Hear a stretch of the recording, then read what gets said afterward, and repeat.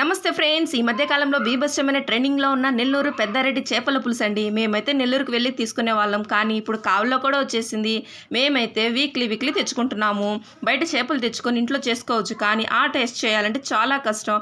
వీళ్ళు మాత్రం అప్పటికప్పుడు ఫ్రెష్గా పట్టుకొని తెచ్చి పులుసు చేస్తారు. అందుకని చేపల పులుసు చాలా టేస్టీగా ఉంటుంది. ఇంట్లో చేయలేక బయట తెచ్చుకోవాలంటే ఈ షాప్కి వెళ్ళండి. కావలి ఎంఆర్ ఆఫీస్ దగ్గర ఉంటుంది. చీప్ అండ్ బెస్ట్, కడుపు నిండా తినొచ్చు.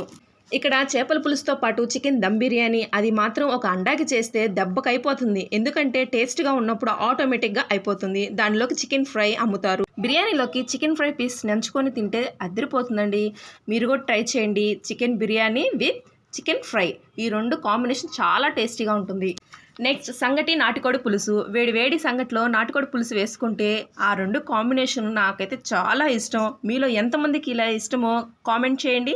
నాకైతే బెస్ట్ అనిపించింది. మీరు ట్రై చేయండి, మీకు నచ్చుతుంది. Please subscribe.